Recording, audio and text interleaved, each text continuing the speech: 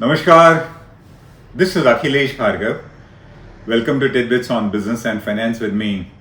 It is now clear to all of us that Dr. Urjit Patel, the former RBI governor, and his deputy, Dr. Viral Acharya, left RBI in a hurried manner, primarily because of differences with the government over NPA recognition and their control by the Reserve Bank as a regulator. The government wanted a loose policy in respect of NPAs. It wanted a diluted policy. It did not want Reserve Bank to come heavily on recognition of an NPA and recovery there against. The government wanted that to do in order to kickstart lending. The Reserve Bank, led by Dr. Patel, did not find it very prudent to do, and thus Dr. Patel and his deputy both left Reserve Bank prematurely. Thereafter, the government managed to have the NPA regulations of the Reserve Bank diluted considerably. Even the IBC code, which is in respect of recovery of bad loans, has also been diluted, and the government has been persuading banks to lend very aggressively. We are thus in a time when the Reserve Bank's policy of recognizing NPAs has certainly got loose and diluted, and even lending is expected to be so the way the government is pushing banks to lend. Viral Acharya, in a recent interview, warns of the return of greater tolerance by the system of loose lending and delayed recognition of NPAs. He says that if this is done, there will be what he calls Japanification of the Indian economy. Mr. Acharya says that bad loans in the system are already at a 20-year high. That's the kind of NPAs that are there in the system. He refers to a Reserve Bank recent report on financial stability wherein the Reserve Bank itself concedes that NPAs are rising such that from the present level of 8.5% of the total loans, NPAs could be between 12.5 to almost 15% of banking loans by 31st March 2021. That's a significant rise in NPAs as the RBI itself accepts. Thus, not only are they at a 20-year high, but they are rising even further. Dr. Acharya therefore says that there is a need to recapitalize banks. We need to put more money into the public sector banks by way of capital. He points out that the government has pumped in about 2.6 lakh crores by way of fresh capital in banks in the last 3 years, which is double of what was put in the last 9 years. But he says that is not enough. According to him, much more will be needed in order to stabilize banks, in order to make them eligible and capable of lending at a time when the economy needs money in a desperate manner.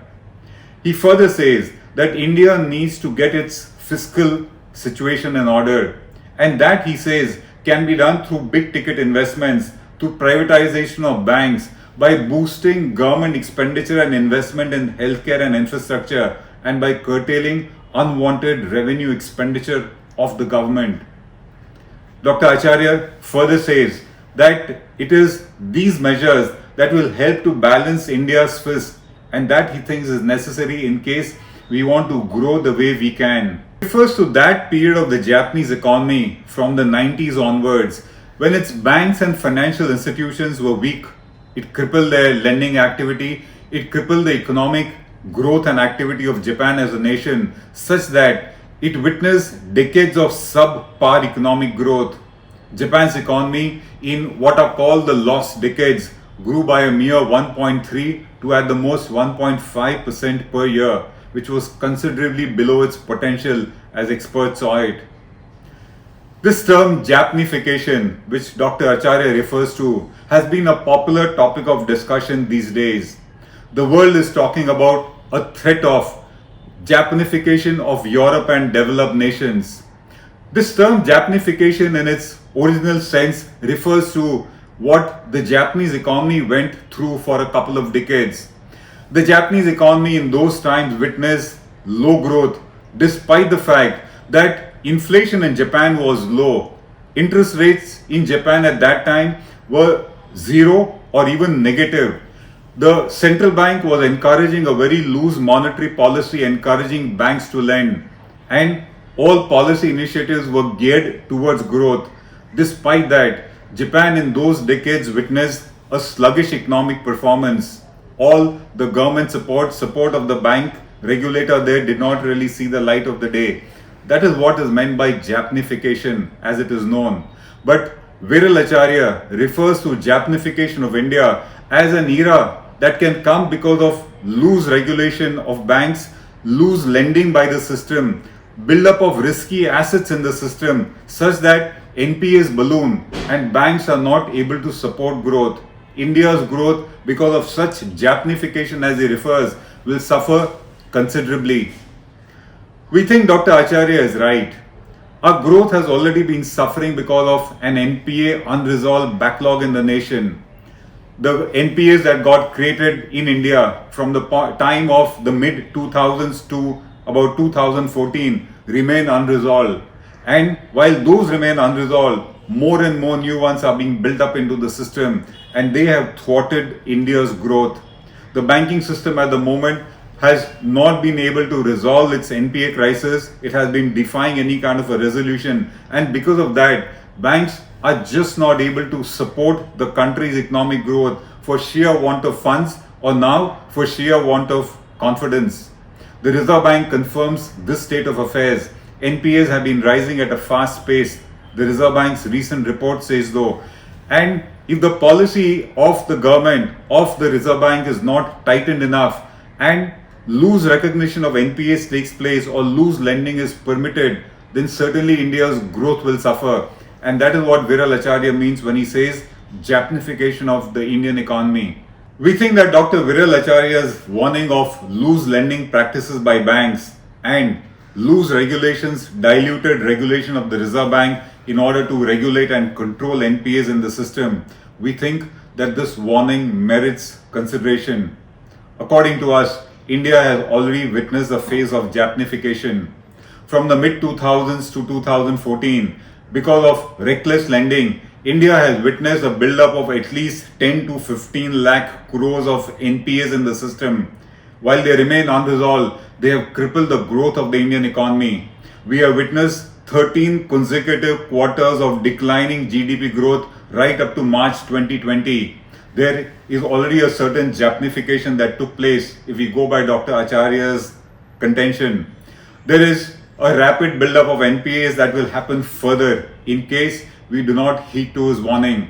There will be a further erosion of bank capital. The bank's capacity to lend will be further affected. And when the capacity of banks to lend is affected, the growth of the economy certainly suffers, because growth always needs funds and support which have to come from the banking system. Any loose lending practices will only build further risky, further dangerous assets in the banking system, and of course, along with that come frauds.